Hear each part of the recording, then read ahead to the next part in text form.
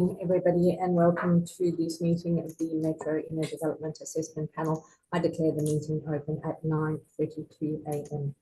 I acknowledge we're hosting this meeting on the traditional land of the Whadjuk people of the Noongar Nation.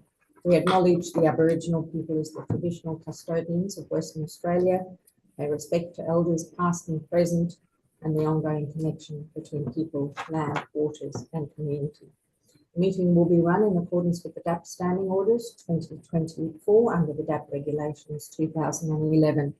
The meeting is being recorded and live streamed on the DAP website in accordance with Regulation 42A of the DAP Regulations. Panel members may refer to technical devices throughout the meeting to assist you in considering the information before you. I'd like to take the opportunity to introduce the members present today. My name is Gail Page. I'm the presiding member for today's meeting. In the room with me is Karen Hyde, Deputy Presiding Member. Online we have Nina Fremji, Specialist Member. We also have Mayor Robert Rossi, our local government DAP member for the City of Belmont, and Councillor Phil Marks, our local government DAP member from the City of Belmont. Apologies, we have nil today. Members on leave of absence, also nil. Noting of minutes, all minutes of previous meetings are available on the DAP website. Moving on to Part B of our agenda, dealing with the City of Belmont. Item 1 is declaration of due considerations. Panel members need to have considered all the documentation contained within Part B of the agenda and the Part B related information that was uploaded to the DAP website. Could I please confirm by a show of hands that members have reviewed on this information? Thank you. Item 2, disclosures of interest. I haven't received any declarations to this point. Do members have any interests they'd like to declare? And as usual, I'd need to check in with the local government members whether or not this matter has been before you at a council meeting or a briefing. No? Great. Do any other members have any interests they need to declare? No, thank you very much. Moving then on to item 3, our Form 1 DAP application on the agenda for today. We have a few presenters on this item today. Sorry, item 3.1 is Lot 10, Great Eastern Highway, Redcliffe 120 Service Departments, DAP number 25/02865. We have 3 presenters on this item today. We have Lisa Hollins speaking against the recommendation in the report. We have Christian Donaldson and Graham Boshard from Donaldson Boshard speaking for the recommendation in the report. And we have Cale Otter and Alison Healy from Belmont Advisory speaking in favour of the recommendation in the report. Presenters, I need to remind you, in accordance with clause 482 of our standing orders 2024, your presentation is limited to 3 minutes. We've read everything you have provided in your submission, so I encourage you to focus on the main aspects you want to present verbally, and when you get close to your 3 minutes, I'll let you know. All right. Starting with Lisa Hollins, over to you, Lisa. Firstly, thank you for letting me present today. Under the LPS 15 table for building types allowed, service departments are not allowed on mixed-use zoning. The city has used their discretion to assess the development of short stay accommodation. The parking is showing there is 138 bays short. This is not acceptable. We are not talking half a dozen shortfall, we're talking 138 bays. It's not realistic for an applicant to say that if there is not available parking when someone books a room, they will not take the booking. The application states they will not be allowed to park on site. Whilst management may be able to control them parking on site, they will be unable to control the guests parking on nearby streets. This will be detrimental to the amenity and become a further problem for the council. With Great Eastern Highway and Epsom not being available for parking, the closest street will be Mooring, which has a park with a playground that young children use.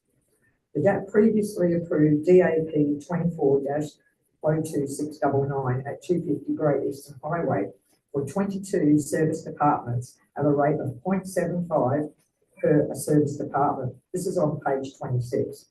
At a minimum, this should be applied in this instance for the 120 service departments in this application. In addition, the proponent wants to use the previous decision of DAP 150095, 155, 157 Great Eastern Highway at the following rate for hotel, which is also referred to on page 26. Point 3 parking space per room, 1 parking space per staff, and 1 parking space per 4 seats persons for the restaurant. If this calculation was allowed for the existing hotel, this needs to be in addition to the parking of 0.75 for the 120 apartments. A failure to apply a minimum of 0.75 for each apartment, in addition to the requirement for the hotel, is going to result in parking problems in nearby streets, and this is not acceptable. The applicant submits that the car parking requirements for service apartments may be unnecessarily high in this case, given the similarities in operation to a hotel use. This is not a hotel, it is serviced apartments, and what is the point of having rules if they mean nothing? The overshadowing is not acceptable either. Under the R codes, it's measured on midday 21st of December and midday 21st of June. This does not require with the requirements of the R codes. The overshadowing will decrease the amount of sun on the existing solar panels received on the property at 40 Mooring. It is irrelevant that the properties on Epsom Avenue do not already have solar. Both federal and state governments are encouraging residents to get solar systems.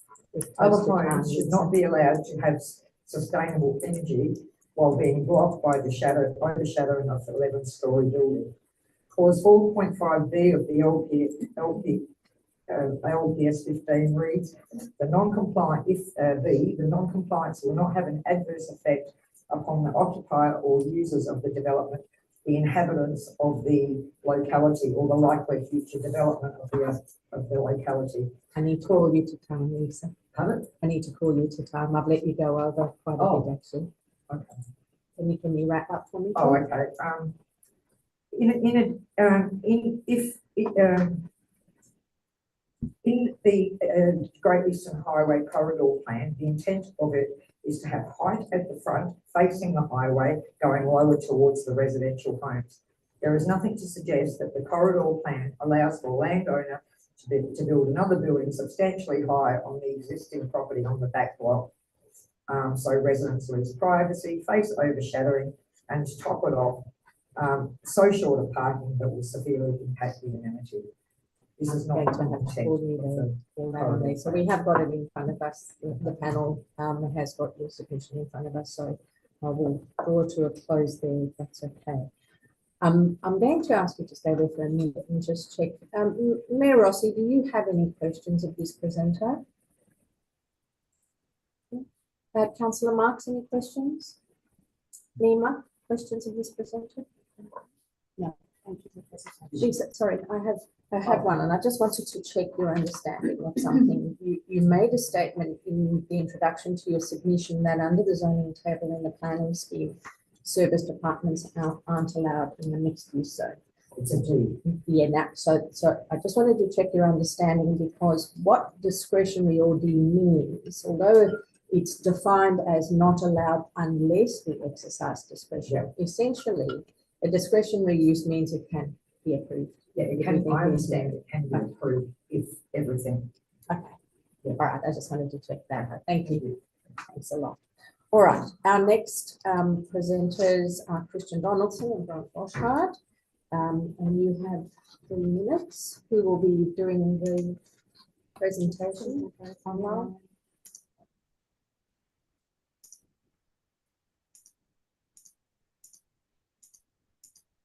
Are you still there, Christian and Grant?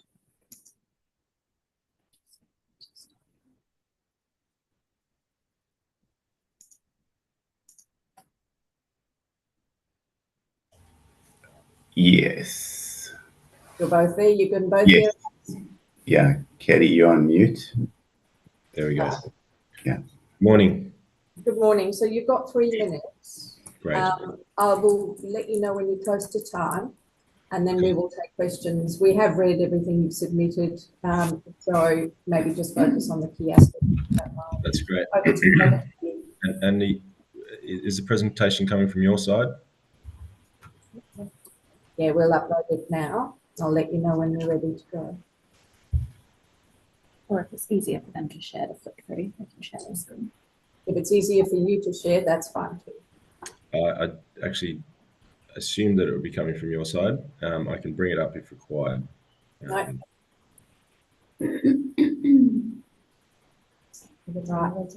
Looks like we're okay, good to go. I can't see a presentation there. We've got it. You've got it? Yeah. Okay, I've actually got it on another screen. So if I could, maybe I'll pull slide to slide, perhaps starting on page 2 of our presentation, Project Vision. Yeah. Yeah. Thank you very much.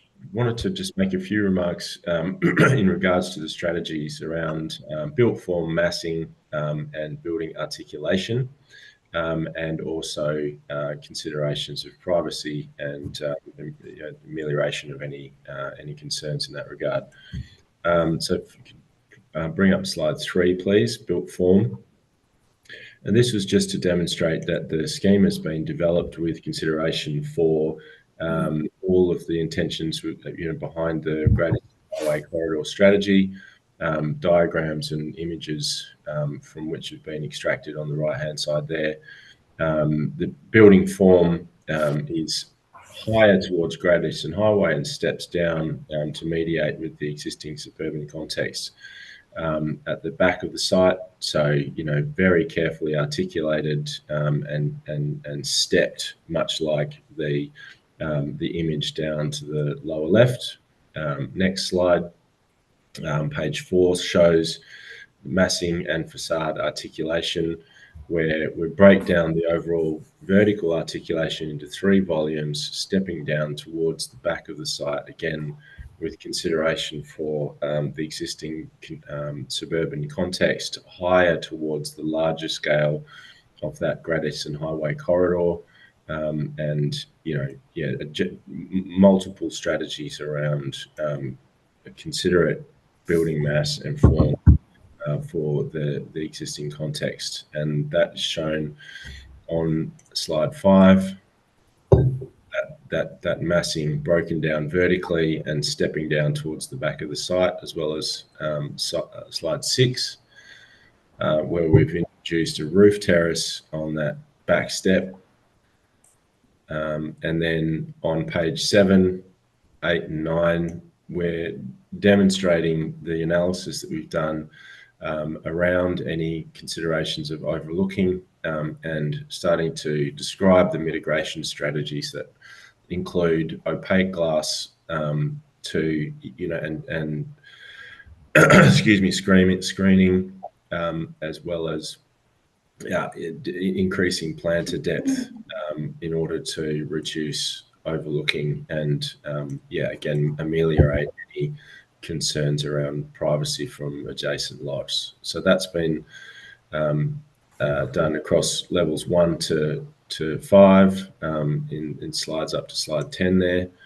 And then so hopefully in conjunction, a sensitively sculpted building form, acknowledging that it's mediating between a larger scale of the Great Eastern Highway corridor and an existing smaller suburban scale, hopefully in an exemplary manner, and then introduction of privacy measures, which we're happy to discuss further, and obviously be conditional as part of the approval.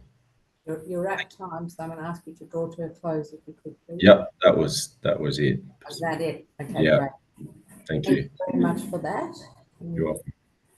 There we go. Mayor Rossi, do you have any questions of these presenters?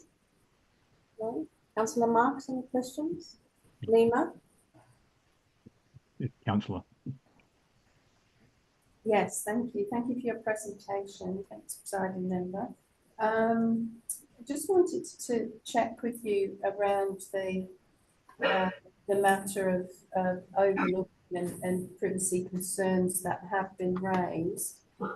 Condition 3 does recommend major openings, particularly on the eastern elevation for levels 1 to 5, that I think you touched on, are provided with screening to prevent direct overlooking of adjoining properties. But I also think somewhere in the RAR I read that there were, perhaps evident on your plans, that you were thinking of introducing frosted windows. Could you explain to me how those two aspects interplay and whether both are needed, or whether it's more balcony screening or something else that's required, please?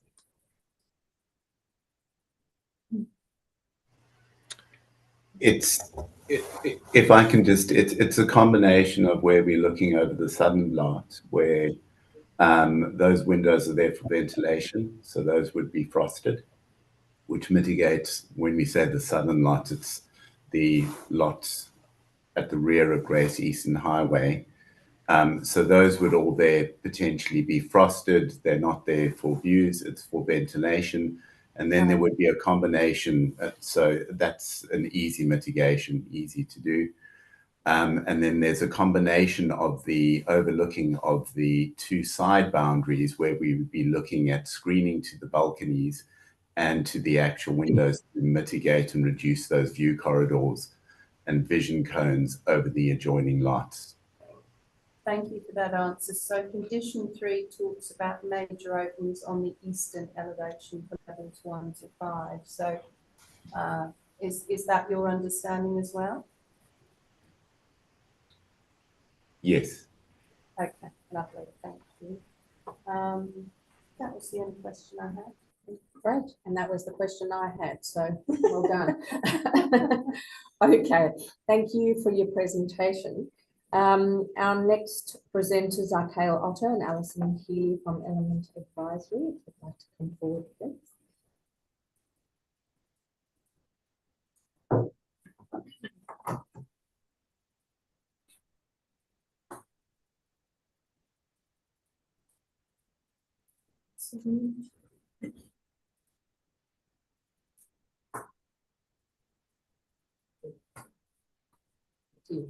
Good morning, panel members. Thank you for this opportunity to speak briefly in support of the development at 317 Bertie Highway, Redcliffe. We thank the City of Belmont for the support of this project and the positive responsible authority report, clearly setting out the planning merits of this proposal and showing its commitment to realising its vision for the broader Greater Sydney Highway. We acknowledge that the provision of the parking is good on you, Robert. Yeah. in the assessment. Sorry, I can't hear him. yeah, we can't hear him clearly. I don't know why, whether it's the mic or... Maybe yeah, same here. He's coming out very broken. We can't follow the sentence. All right. Wait, I've paused it. Can you just test? Hello, can you hear me now? No. Bear with us, we'll fix it. Sorry, We 2 can seconds. restart when you're ready, if you'd like. Otherwise we'll pick up.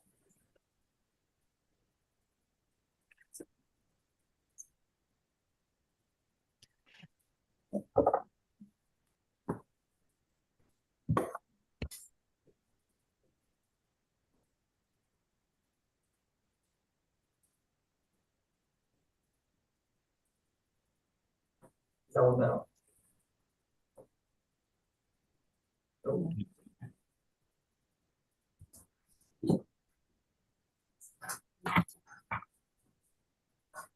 Can you hear me clearly when I speak? Yes. Okay. Oh, We'll just give them this mic for now, and I'll just have to yell. Come back to us. Can you hear me now? Hello? That's better. Yeah. Awesome.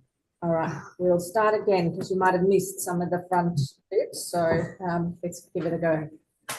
Good morning, panel members. Thank you for this opportunity to speak briefly in support of the development at 317 Great Eastern Highway, Redcliffe. We thank the City of Belmont for their support of this project and the positive responsible authority report, clearly setting out the planning merits of this proposal and showing its commitment to realising the city's vision for the broader Great Eastern Highway over the corridor. We acknowledge that provision of parking is a significant consideration in the assessment of the application, as well as in relation to matters raised in public submissions. As outlined in our planning report, as well as the city's RAR, the parking requirements under the current planning framework are deemed to be in excess of the realistic demand that this development will result in. This is supported through empirical data obtained from the operation of the existing Ibis Hotel. This data was gathered over a month-long period, which included a school holiday period, to get a well-rounded overview of the hotel occupancy rate compared to parking utilization.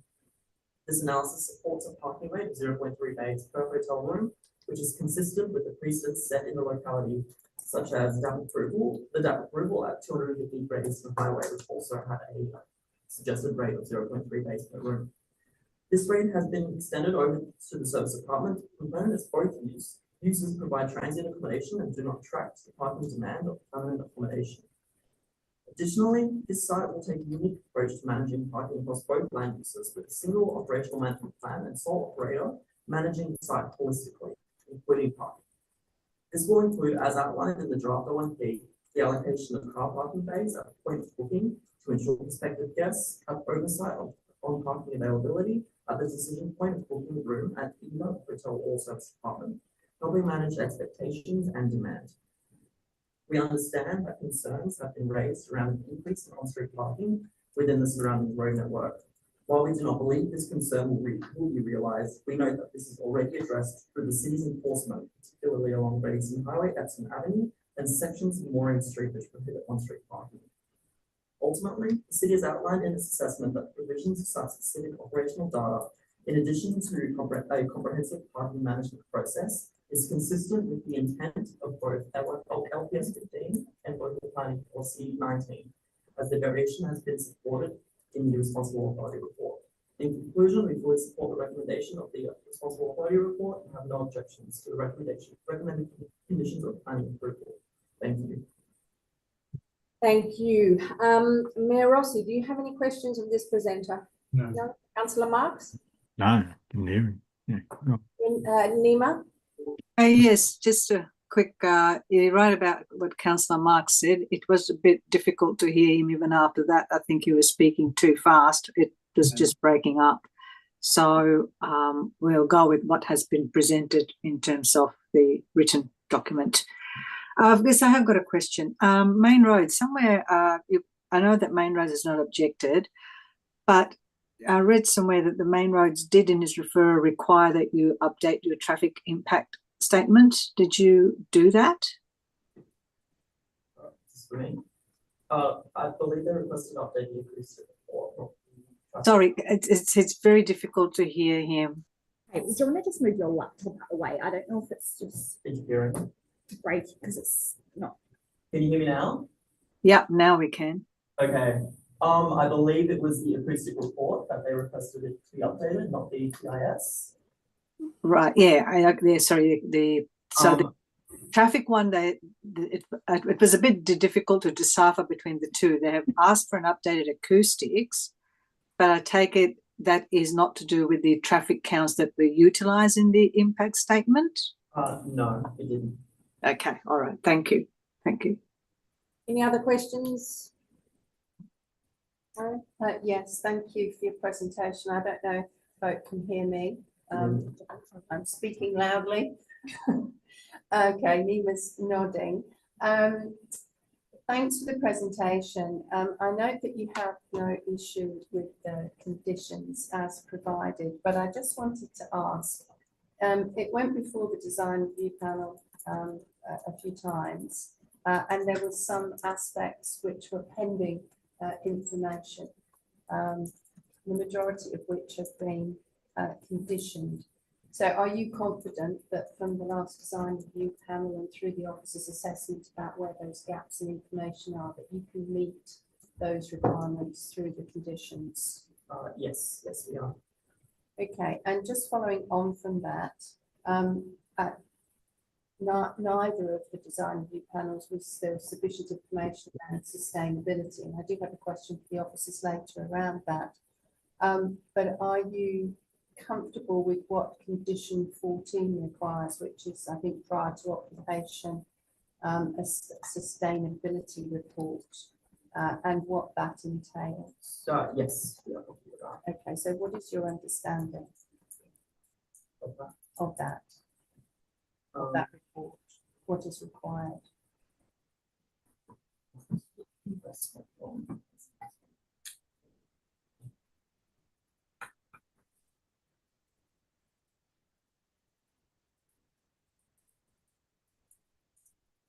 Condition 14 is asking us to implement the incentives outlined in this. What? Alison, sorry, you might need to come forward. Can't They hear. might hear you online.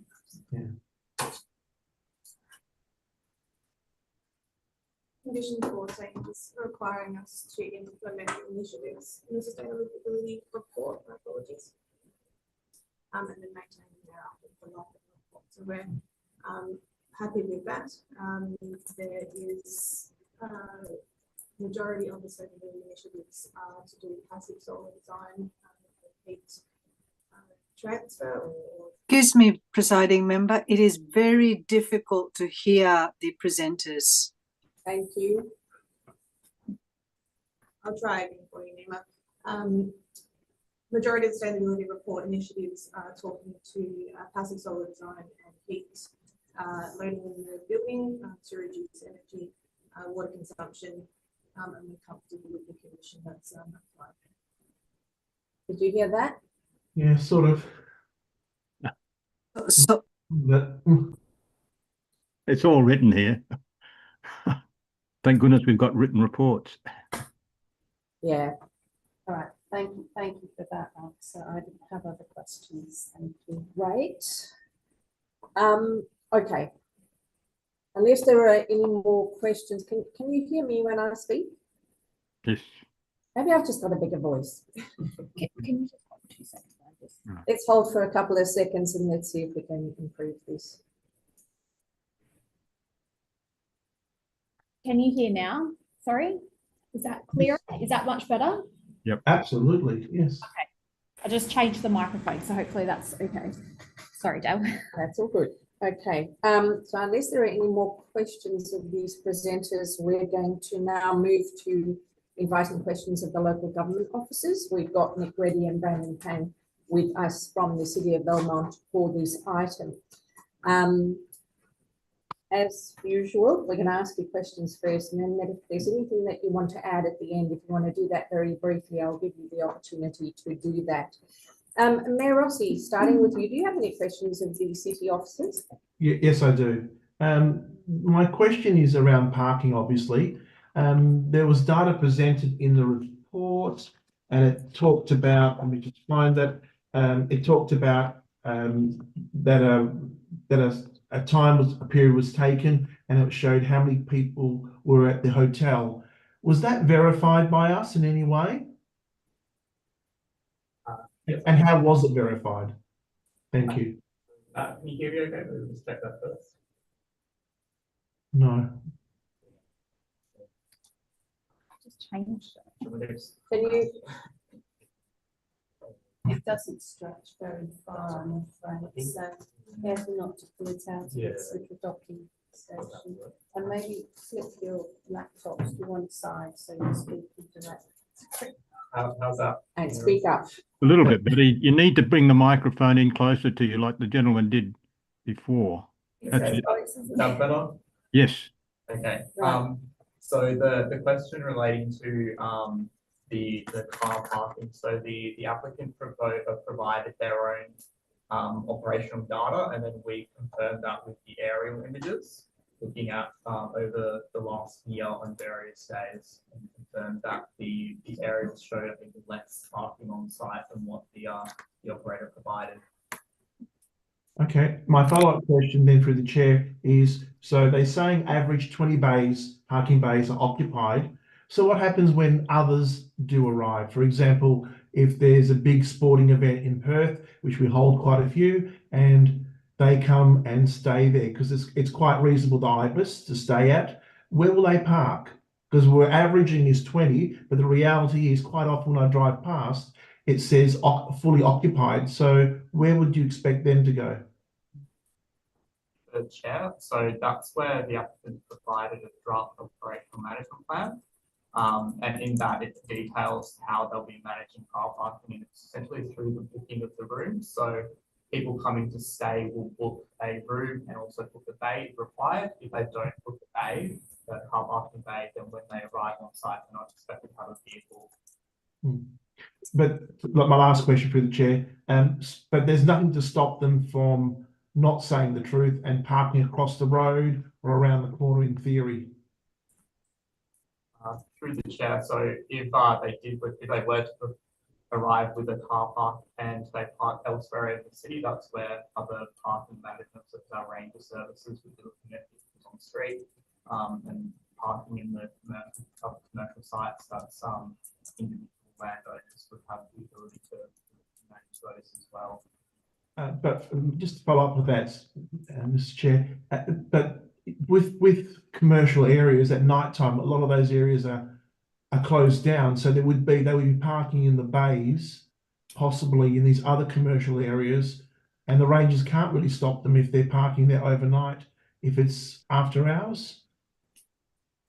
I think maybe we'll bring it back to when we've assessed the car parking, we've only assessed it based on what's provided on site, and the city officers were satisfied with the management plan and other measures such as the availability of public transport, things like that. So we're satisfied that what's provided on site is suitable for support for car parking variation. Thank you.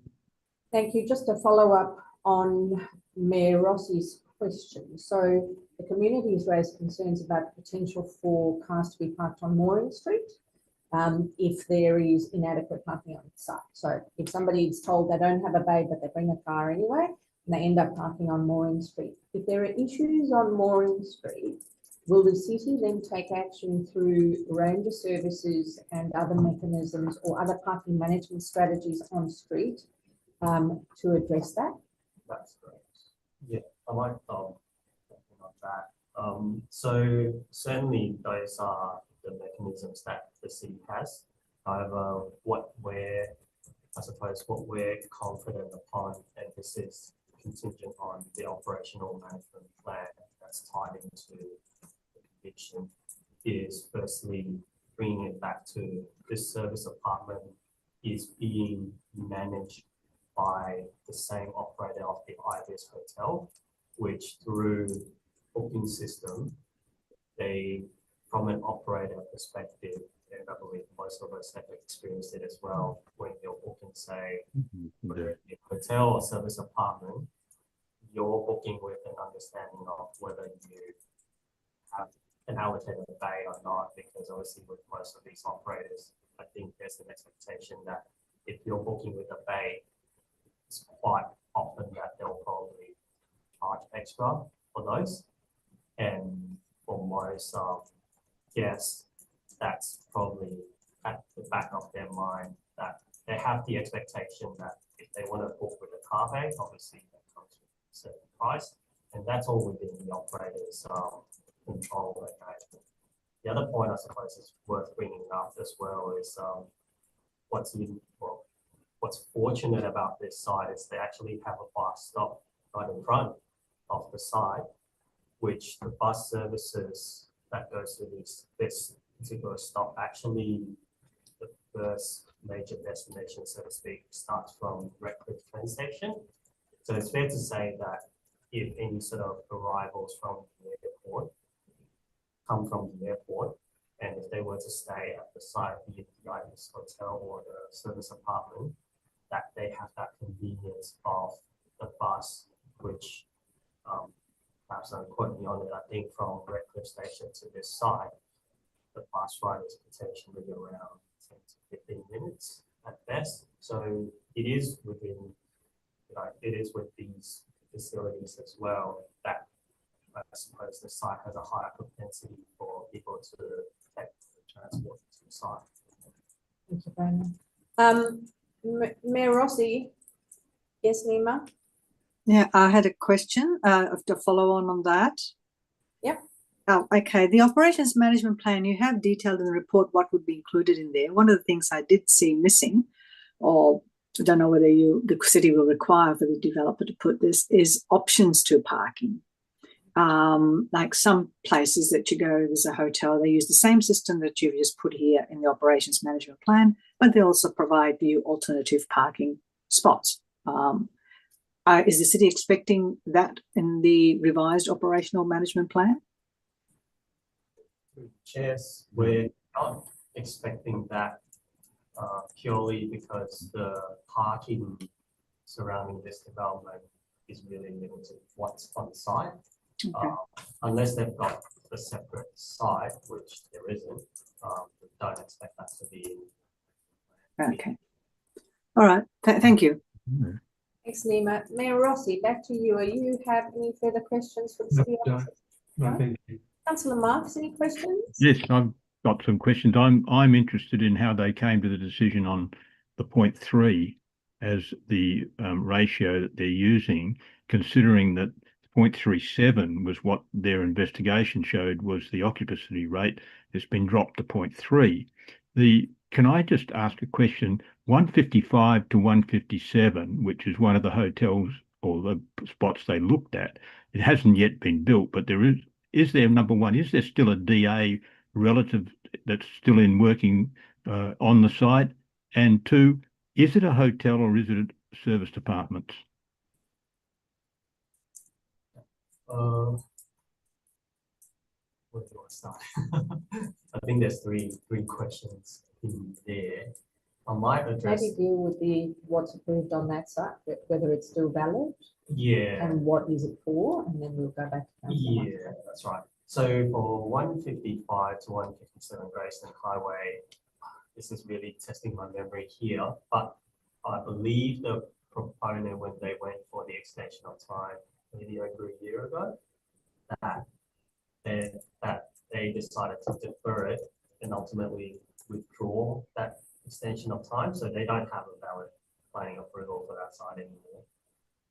And the other question that Councillor Marks asked, and jump in, Councillor Marks, if I get this wrong, but he was asking that DA seemed to use a ratio of 0.37, and you're talking about a ratio of 0.3. So how did you get to 0.3 from 0.37?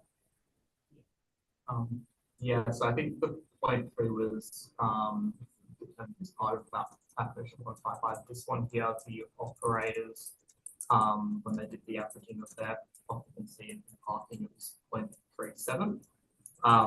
However, when the city has done our assessment, we've acknowledged that that is the case, but then we've also looked at the other measures such as the operational management plan, the availability of public transport, noting that there have been previous applications that have approved at various other rates. We've considered all of that, but then still fallen on that we were comfortable that we still can be supportive of the parking provided on site in addition to it. Councillor Marks, did that answer those questions? No. Was 155,157, which is an important issue. They're basing this around what sort of hotel this was. Now, is it a hotel or was it service departments? I read somewhere where you said everything was service departments, and that's not my memory of this particular site. Yeah, so 155 and 157, I believe that approval was for a hotel. And yes. The application in front of us is for a service apartment. That's yep. Okay. This budget hotel. All right. So what we've got is 250 Great Eastern Highway. They had 22 rooms as service departments. Is that correct? That's correct. And the rest hotel room. How many hotel rooms were there involved there? I can't remember that off the top of my head. How many? Sorry. You can't remember, Councillor. Do you? Ah, right. Okay. All right. So we know he does agree that there's 22. Right. The Quest Ascot, which was 9 stories. Now my understanding there was that this was a hotel, but you're saying that it was service departments. Is that correct? The Quest? The Quest is a service. It was all service departments. Yeah. The Quest is a service. Right. That's good. Okay, thanks very much. I've got that out of the way. The other interesting thing is that maybe you could verify this or make it clear for all the people on the panel, is 155 to 157. My understanding there is that it is in a complete commercial zone. In other words, you've got commercial either side of it, There's commercial behind it. As a matter of fact, I just looking at the maps that you brought out, it seems obvious to me it's about 300 metres before you'd get anywhere near a residential zone. Is this the way you read it, or is there something I've missed? So for 155 to 157 Grayston Highway, that I believe is a mixed business zone. It's Right. entry to the Belmont Business Park, and perhaps that's where you see the different. So there is no residential around it at all. There's residential, I believe. I can't quite remember the number, but it's a few blocks down or a few blocks up, depending on which way you go. I think Cleaver Street might be the closest, about nearly 300 metres away. Would that be correct? Yeah, that's right. That's right. Right. Okay. Could you just give us an idea, your understanding of the difference between a serviced apartment and a hotel with hotel rooms? So a hotel the key difference is as far as from a general use sort of perspective is, both of them cater for short-term accommodation, both hotel and service apartment, as opposed more from a commercial standpoint. Service apartment tends to be for guests that stays anywhere between 1 day up to 3 months or less than 3 months, whereas hotel tends to be, the guest tends to stay there a lot shorter. So, I have a piece here written here where the proponent says the applicant states that the applicant states that the difference between serviced apartment and hotel uses are predominantly the facilities, which include a full kitchen, amenities, and lounge space. So apart from staying longer, which you've just articulated, there is also a lounge and a kitchen involved. Is that the way you read it? that's correct. And the service apartment from a physical standpoint, you would have seen here as well, is the units itself comes with their own balcony, whereas a hotel doesn't. Right. So it's a different thing altogether. Because here the proponent suggests that it's not a different thing, that they're almost the same. That's not the way my understanding of serviced apartments are with hotel rooms. They are a different thing.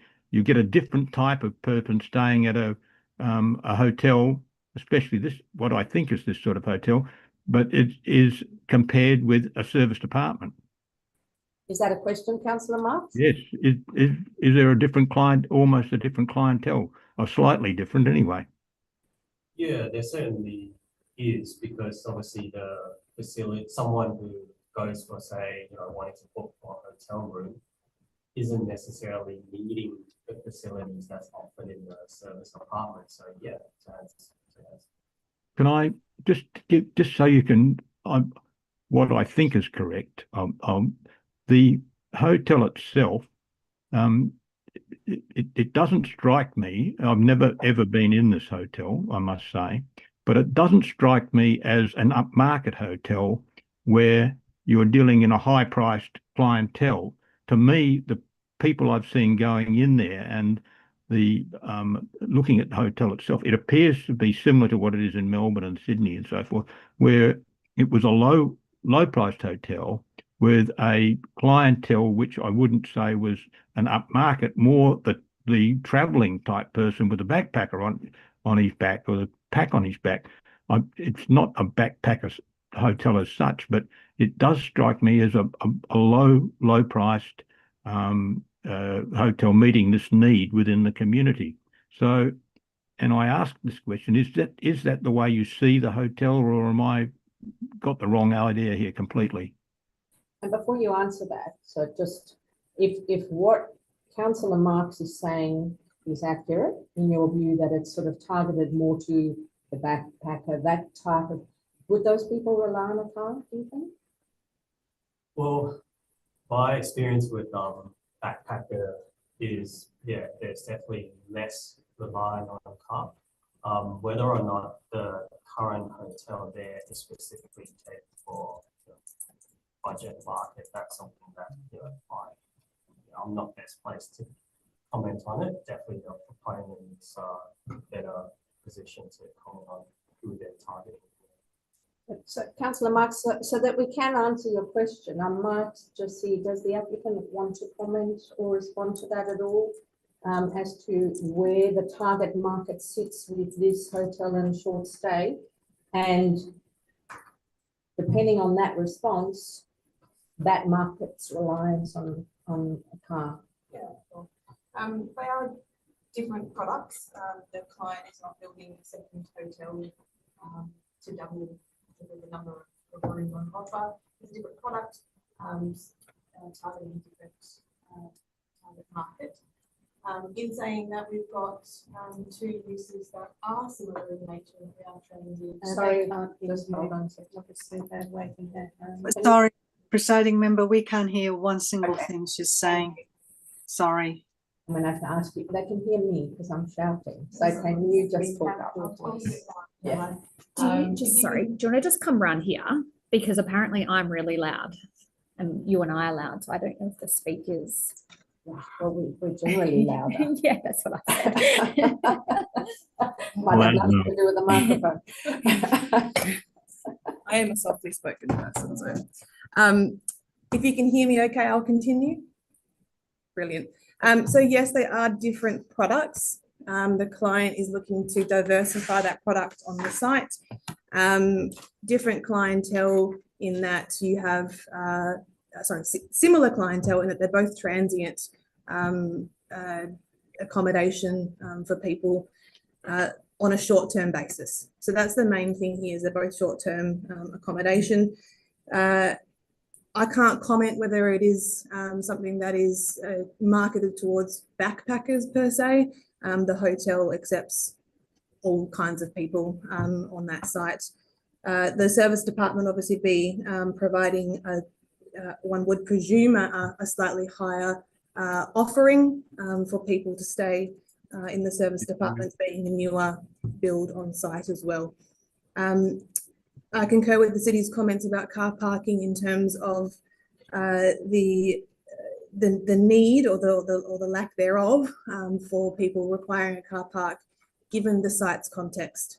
So whilst we're talking about precedent in the area, the data that's been taken on site is site specific in this nature. So whilst we're referencing precedent, there has been work done on site in this context on how people arrive or don't arrive by car on the site. Yeah. Thank you. Councillor Marks, any further questions? No, I think that's pretty well shown up exactly what's there. Yeah, thank you. Thank you. Nima, any questions of the city officers? No? Karen? Yes, thank you. Maybe stay there because you might want to answer my questions as well as the officers in a sense, because there might be a bit of a follow on from my question. In terms of the operational management plan and focusing on this matter of car dependence versus other forms of travel, and just looking at what's in the draft operational management plan, I'm not seeing anything in there at the moment that specifically refers to, beside parking management, actually the broader aspect of travel management. And I'm wondering if through condition 15, an additional Roman numeral point might be appropriate to require that updated operational management plan to include travel management information for guests, including information on public transport, car share, and active transport opportunities. I'd like your response on that, please. Yeah, through the chair, I think there is merit to providing that, but it's something that in other operational management plans we have seen before. So okay, thank you. And presiding member, if I may, could I refer that please to the applicant's representative? Would the operator have any objection to that? Would it in fact almost be half the course of what they might be hoping to provide, and this simply then consolidates it into the operational management plan in a very transparent way? What would your I response think that's a good be? idea, no objection. Okay, thank you very much. My second question is around sustainability, and I think I've asked this previously. There's no statutory head of power for condition 14, but my understanding and my question to you is this condition simply trying to consolidate the information that the applicant has already provided, noting it wasn't provided necessarily in detail for the DRP, but since then, presumably there are aspects which the city regards to be suitable for a sustainability report and would like to see that ongoing. Yeah, certainly, and this is where for sustainability for City of Belmont, we don't have a specific policy, so I guess our vehicle for requiring those sustainability report is sort of a balance of the proponent demonstrating how they meet the sustainability principles under SPP 7, and also when they demonstrate their commitment, then the condition essentially holds them accountable to what they say. Okay, thank you for that answer. Just a further question, if I may. Condition 3 talks to screening and so forth, and we did hear from the applicant in response to my question regarding that, that there were some windows for the purpose of ventilation that they would be frosting. Just to check that that's your understanding, that the city is not anticipating frosting to windows of habitable rooms that allow for sunlight and amenity and those sorts of things. Yeah, certainly that's correct. I suppose the way the condition is worded also with the screening obviously helps mitigate a situation where if they have habitable rooms that might have outlook, that they could look at screening mechanism that obscures views perhaps towards Gravy Highway rather than directly towards residential. Okay, thank you. I didn't have any further questions. Thank you. Thank you. I'm going to touch on, I've got a few, but I'm going to touch on that one while it's still fresh in our mind. So the wording of condition 3 in my view is a little ambiguous. And I'd probably be a bit nervous if I was the applicant about the use of the word screening, and that's it in that condition. So I'm wondering if that condition needs to be more specific about what is required and also that needs to be to your satisfaction, because at the moment there's none of that. But also I'm wanting to know from you what you mean in this context about by using the word direct overlooking. And I'm wondering if the treatment is such that the proposal meets the privacy requirements of the R code, or are you trying to prevent overlooking of any nearby properties, in which case you're going to have bowl shutters on it? Yeah, so we firstly, in line with our general principles of overlooking of visual privacy within the R codes is to prevent direct overlooking. And that's not to say that, you know, sort of. So really the intent of that is really so that you're still, they have a mechanism to skew the outlook towards either the commercial site or the non-sensitive part of the. Okay, so just to clarify before I start moving amendments that you might hate, or that the applicant might hate, your intent is to prevent overlooking as defined by the codes and to accord with the acceptable outcomes of the code. So that is the measure that you will be using to assess whether or not the screening or glazing or whatever you're using is adequate. Yeah, that's correct. Okay, great. Thank you very much. Concerns have also been expressed by other presenters in the community about the extent of overshadow. So can you just consolidate your understanding for us and confirm whether the extent of overshadowing complies with the acceptable outcomes of the codes if they were to apply to this development? Through the chair, so you're right that the archives don't strictly apply to this type of land use, so we've used the guidance document. Strictly speaking, the acceptable solution requires 12 p.m. to not provide overshadowing. And I think there was those 2 units that applied in the RAR that it showed that it did at 12 p.m. However, when we've done our assessment of it, seen that the overshadowing diagrams in the morning and the afternoon at 9 and 3 p.m. Demonstrated that site doesn't actually get overshadowed by the development. There we're satisfied that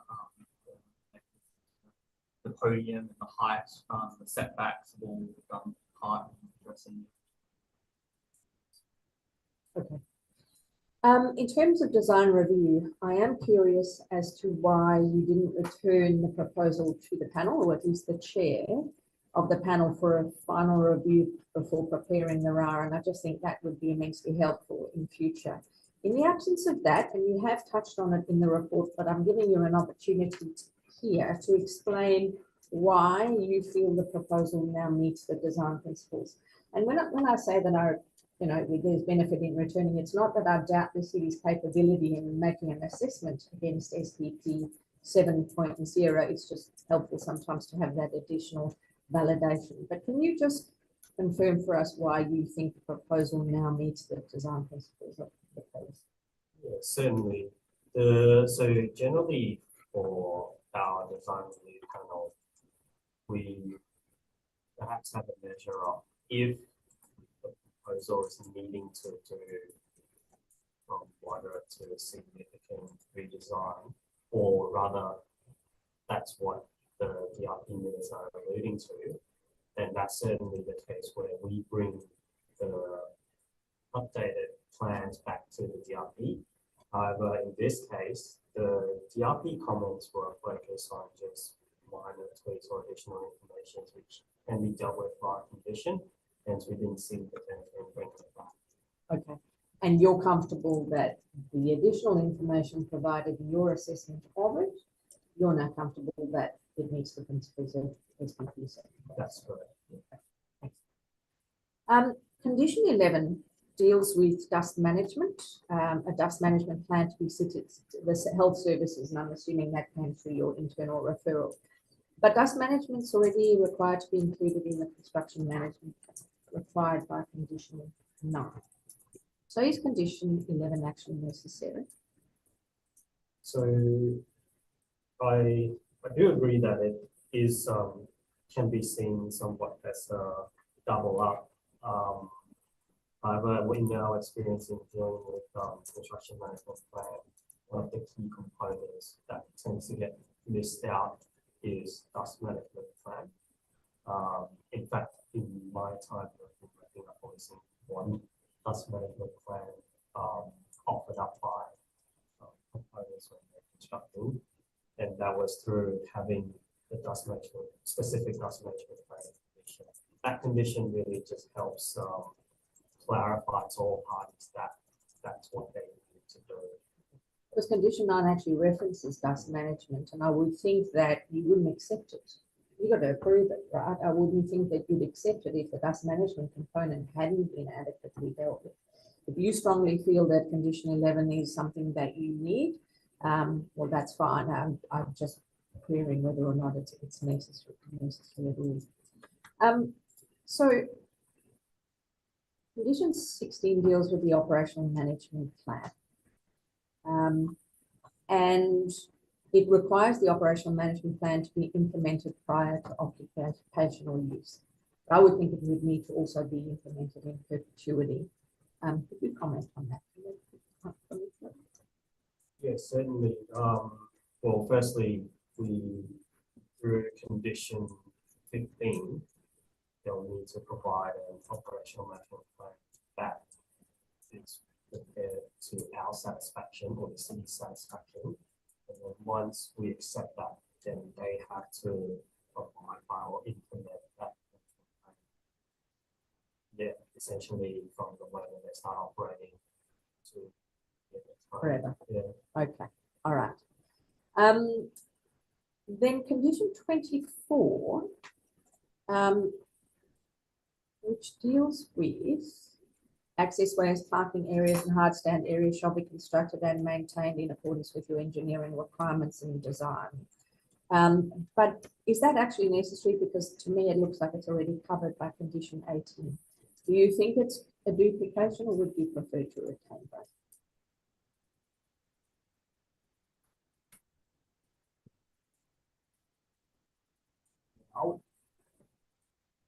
Yeah, I'd agree that's a duplication and would have no concerns if that condition is implemented and satisfied that condition will ensure that the parking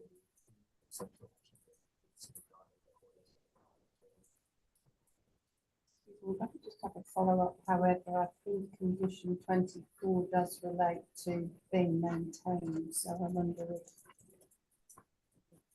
if there needs to be something in terms of ongoing.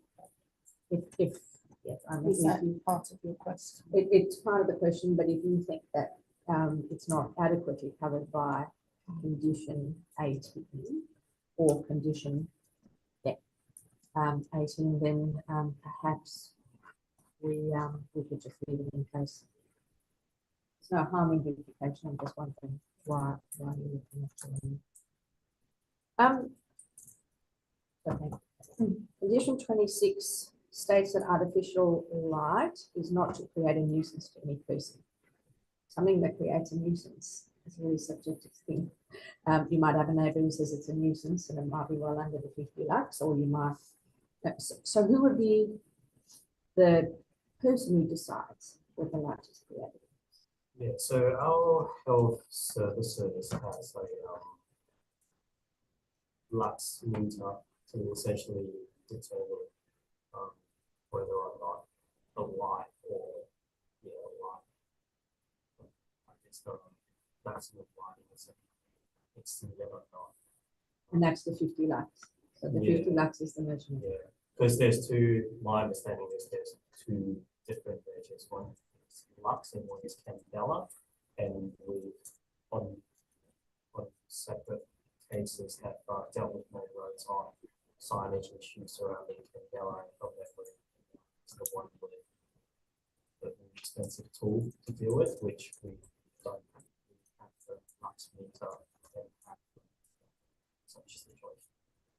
So if you get a complaint from somebody, the way the conditions currently worded, a neighbour who says it's creating a nuisance for me, and you say, well, look, it actually aligns with those requirements, but the way the condition is worded, or to create or be a nuisance to any person, how would you deal with that? I suppose the second aspect of that condition regarding nuisance is in a situation where if they've got, say, if they're still within the brightness range, but then it's directly angled towards, it's quite evident that's directly angled towards the neighboring property, then that's where the nuisance part comes in, because why would, a light source to say a balcony need to be angled towards elsewhere? Thank you for that. Two more very brief questions. So is condition 34 necessary, or do you feel it's already covered by condition 25? Are they similar enough that condition 35 can be deleted, or do you feel that they're different enough that you require both? I think condition 34 was a condition provided by Main Roads, and it was specifically relating to North Highway. The city have recommended condition 25, which talks about on-site stormwater disposal. I wouldn't be able to comment on the Main Roads condition on that condition being removed, but I would think if you need to retain all stormwater on site, then it's not going to be an issue, correct? Yeah, that's right. Is condition 35 necessary, or is it already been covered? Same again, or is it already covered by condition 29? Yeah, I thought that's a similar scenario to what we've discussed. All right. those are the questions that I have. Do any other members have any last minute questions for the city, or can I ask them just to wrap up? Giving you the opportunity for 2 minutes just to, if there's anything we've missed, if you want to have something to say. No, I think that RAR covered the planning consideration. I'm really comfortable with that recommendation. Okay. All right. Given that, I think we can move to the report. The report in the recommendation in the report is for approval, subject to a number of conditions. I'm going to seek a mover and seconder for that recommendation. Does anyone wish to move? Thank you, Karen. Do I have a seconder for the? Thank you, Emma. Would the mover up like to speak? Thank you. And I'm aware that you may have some amending motions as well, but I would like to support this application. Having read through the RAR and all of its detail and listened to the questions and responses, understanding that this is viewed in the context of the scheme and also the urban corridor strategy. And whilst the urban corridor strategy is not a statutory document and does talk to 10 stories, and this is regarded as 11 stories, the urban corridor strategy is but a guide at this point and gives an indication of the future intent and vision. And therefore, I find that the 11 stories, when considered in the context of that, is appropriate and consistent with the intent that the city has for intensification in this area. But again, that height is important to consider in the context of the setbacks and overall bulk and scale. And looking at the way that this has been architecturally designed, I'm comfortable that the development transitions within its own site in relation to surrounding development. And that was concurred with by the 2 design review panel reviews. The development has also been considered in the context of the overarching state principles within SPP 7. And we've heard that although the city itself doesn't have a framework as such for sustainability, it leads more into that state framework. And the applicant themselves have made proposals which are very welcome to apply sustainability measures, and therefore I'm comfortable with the conditions that relate to that to ensure that the proposals that the applicant has offered are actually implemented. Having looked at the setbacks, they're generally in the order of around 4 metres or more with a podium. Some of the setbacks for the tower are 12 metres or more above the podium. And the development has well articulated facades. There's adequate deep soil area or some aspect of landscape on structure, both of which lend themselves to softening the impression and the view of the development. But I think with all of those things, particularly landscape on structure, it's important to maintain that to the highest quality for the duration of the development, hence the condition that requires that. I find, and looking at the parking rates in the local planning scheme, they are high. They're generally not consistent with the contemporary use of hotel and service departments, and particularly in urban corridors such as this, which has rapid public transport modes available to visitors and guests. However, the operational management plan does support efficient use of car parking and tenant use. And booking bays with rooms is not an unusual aspect of operational management, very similar to other capital cities and other serviced and even hotel accommodation elsewhere.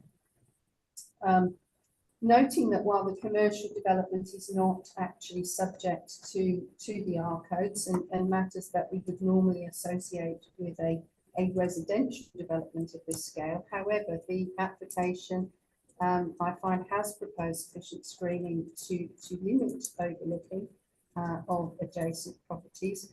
Personally, I'm not keen on frosted windows, but I'm comfortable with the response that I've had that the windows which are proposed to be potentially frosted are there for ventilation rather than for views or sunlight or a level of visual amenity for occupants. And I note that the presiding member may have some amendments to that condition anyway. I don't have any issue with traffic generated, waste management, acoustics, etc. in the context of this location on the Great Eastern Highway and close to Perth Airport and rail corridors and bus corridors. I think it's consistent with the vision for the area and it is for short-term accommodation use primarily. That having said, I think there are a number of conditions there which contain requirements for updated management plans. Presiding member, I would like to propose an amendment, please, Amendment 1, which is to do with condition 15. And I would like to propose, is it condition 15? I have on the last note, sorry. It is an additional Roman numeral 4 for the updated operational management plan, which should include travel management information for guests, including but not limited to information on public transport, car share and active transport opportunities. Thank you. Do I have a seconder for that amendment? Thank you, Nima. I think it's just a case of ensuring that this operational management plan for this location contains all manner of information to reduce the dependency upon car travel and also to highlight the excellent location associated with train, bus, other transport modes. So I think that's in keeping with contemporary management approaches. Thank you. Thank you. Nima, a seconder to the amendment you wish to speak? Yes, I'd just like to concur that in putting in the travel management information, the travel options for guests, I think would be clarify things for both the IBS or the operators, but also for the council as well, because they've got a document to refer to if perchance there is an issue. Thank you. Thank you. Does any other member wish to speak for or against this amendment? All right, let's put that amendment to the vote. All those in favour? Carried unanimously. Thank you. And at that point, I'm happy to leave what I'm saying to the motion. Thank you. Thank you. Nima, as seconder to the primary motion, do you wish to speak to the primary motion? Yes, thank you, presiding member. Thank you for the RA report. It was very detailed, and I agree that this particular development aligns with the vision of the Great Eastern Highway Urban Corridor Strategy. There have been issues that have been expressed, such as car parking, sustainability, privacy, acoustics, and in general waste management, etc.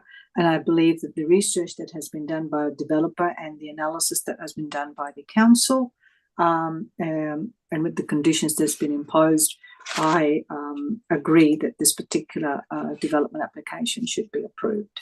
Thank you. Thank you. Mayor Rossi, do you wish to speak for or against the primary motion? Yes, well, thank you. I will speak against it. Firstly, I have various concerns, but more importantly, I know the area. And so my first concern is we're referring to other locations that may no longer be moving forward. Also, regarding the bays, I understand if there was slightly under, we're talking about 138 bay shortfall. And what we're waiting for before us has what we're voting for us now is based on this particular area, not on the previous areas that we've looked at. And we have to look at the impact of the existing hotel there. Reality is that service apartments have kitchen facilities, which means they need to shop. They need to go to Woolworths. So the closest Woolworths shops is in back of Redcliffe near the airport, or to Belmont Forum. How are they going to get there? By car. Service apartments normally appeal to families to get around. What are they going to do with all their kids? What they normally have? A car. So I just can't see how it will work with the hotel there in front, and so I won't be voting for this. Thank you. Thank you, Mayor Rossi. Councillor Marks, do you wish to speak for or against? Yes, I'll be speaking against this. I agree entirely with what Mayor Rossi has just said.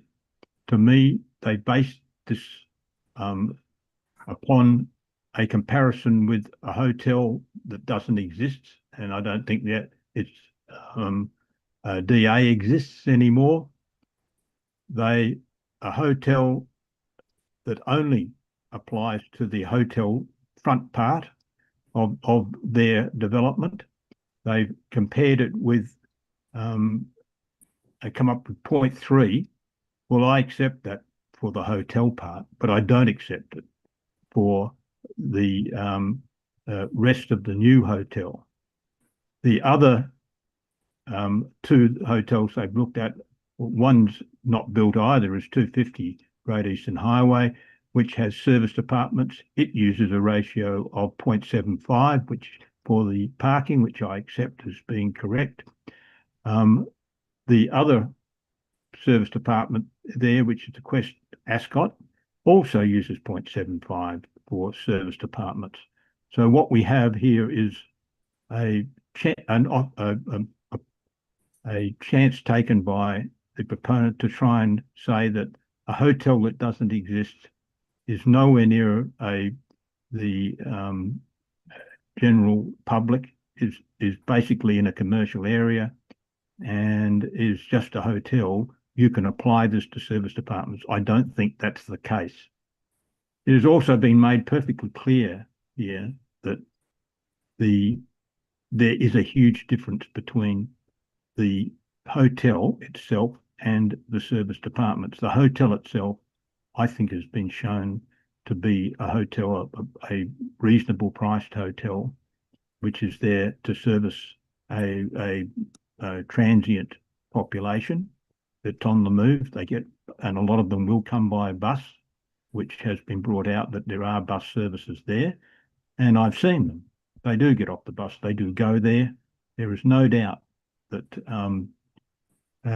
that part of the development, which has always been there, is acceptable. I accept the fact that they've run a case for it and looked at the parking and they've come up with 0.37.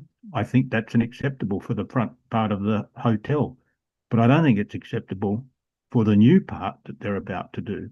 The new part as a building, I think is good.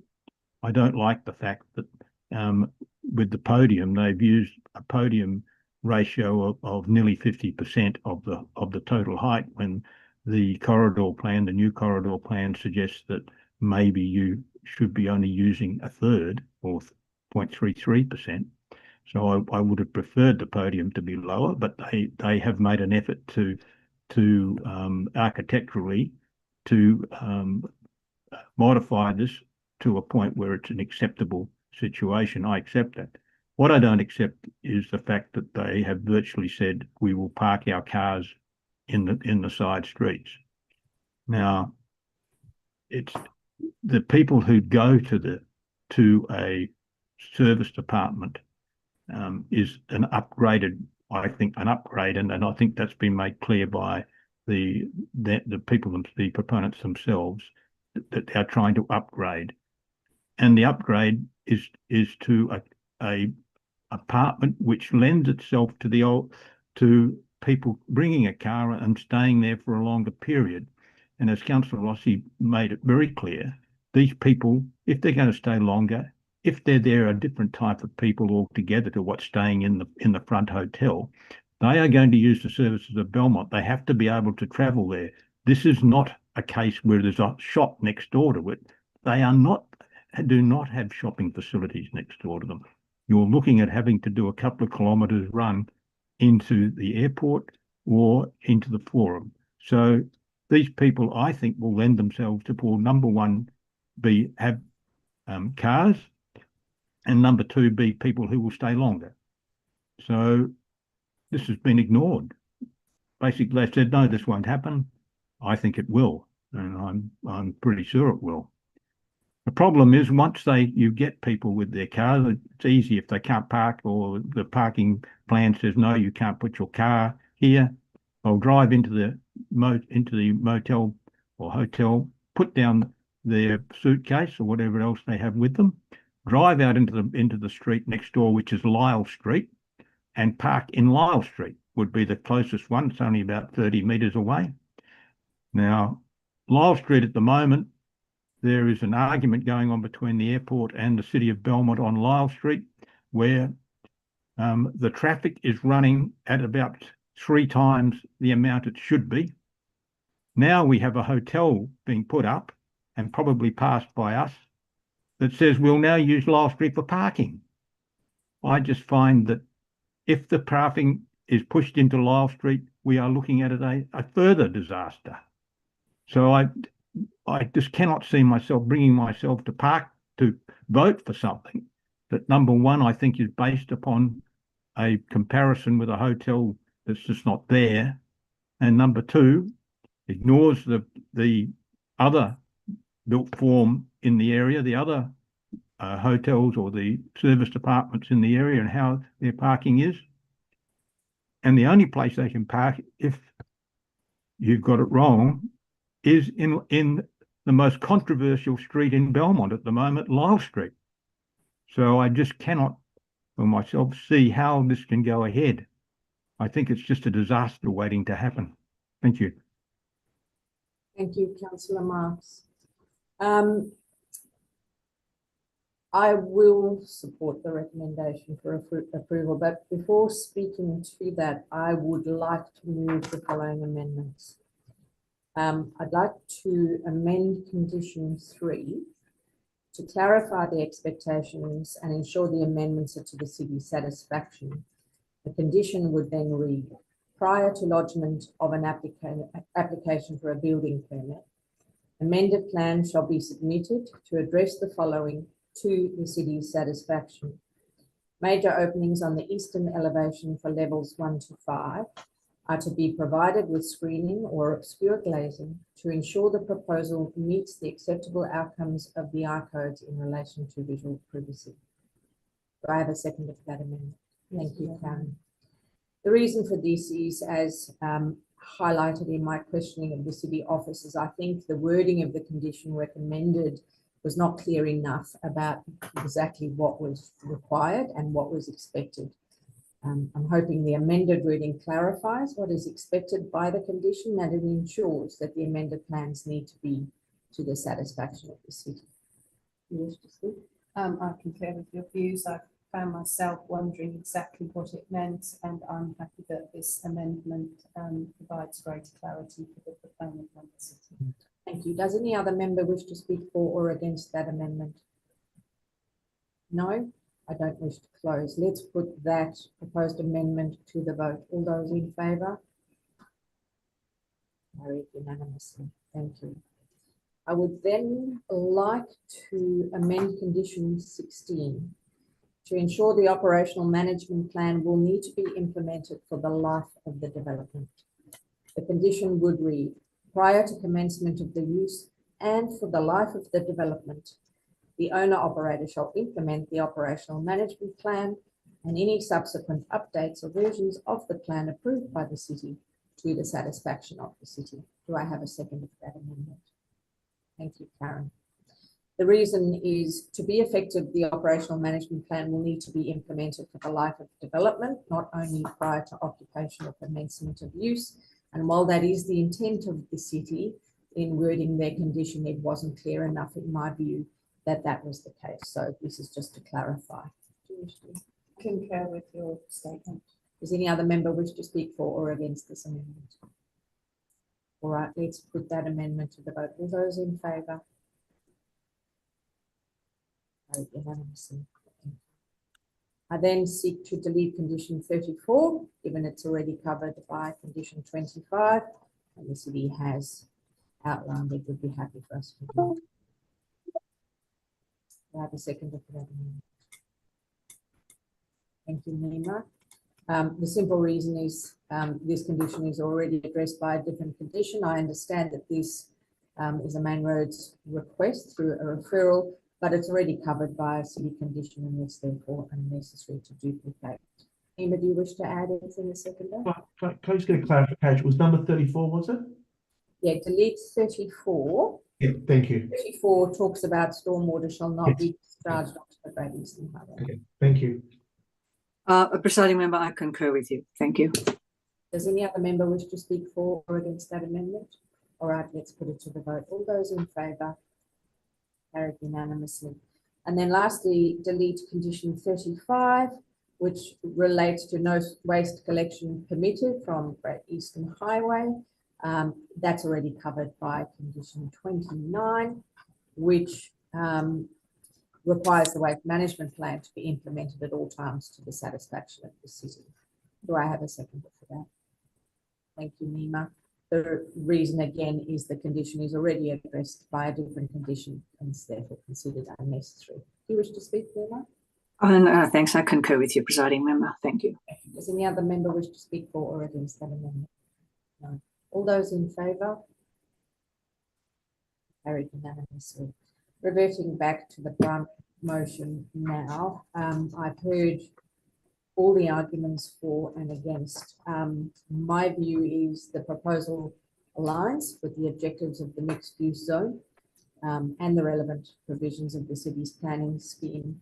There are no height or side setbacks for the mixed use zone in the city scheme, but I'm comfortable that the proposal is suitable for the current and future context, taking guidance from the recently approved Great Eastern Highway Urban Corridor Strategy. Although this strategy is yet to be enshrined in a planning policy or in the scheme, it is a good indicator of the city's strategic intent and what the city expects to see developed on the subject site. I think the design has been well done to minimise impacts of bulk. I think the articulation in the build form, the stepping back of the building and the landscaping on the boundary assists in minimising the impacts of height on the adjoining properties. Although the design review panel didn't provide final feedback on the proposal and extra info provided by the applicant, I feel the design is of a high quality and I'm satisfied that the city has done the assessment required to demonstrate that the proposal meets the design principles of SPP 7.0, backed up by conditions to ensure that those principles are met. I do note the concerns about parking provision, but I accept and agree with the justification for the number of bays proposed, particularly noting the current usage of the hotel, the proximity of the site to the airport and public transport connections, and proposed management of parking as outlined in the operational management plan. I have heard the arguments about the differences in the nature of a hotel room versus a short stay accommodation unit or a serviced apartment. And I understand that on occasions there will be larger families or people staying longer in some of these units and may then require a car, but there is going to be parking on site. And if there is therefore, when the booking is made, preference given to such applicants to give them a car park, I'm satisfied that that will address that issue. I'm not an expert in management of this type of accommodation, but I think by and large, they do tend to not be 3-month stays, and they often are people that may grab a bag of groceries on their way back to wherever they've been during the day, rather than doing a full-scale weekly shop and relying on car parking to do that. So I think the balance, not saying that won't happen, but I think there will be car parking available for those who intend to stay in that manner. I think I also acknowledge the community concerns about visual privacy and overshadowing, but given the amended condition to address the issue of overlooking, I note that, and also given the overshadowing largely meets the acceptable outcomes of the R codes, which don't even apply to this development, I'm satisfied that enough has been done to deal with the extent of overshadowing. So I will be supporting the recommendation for approval.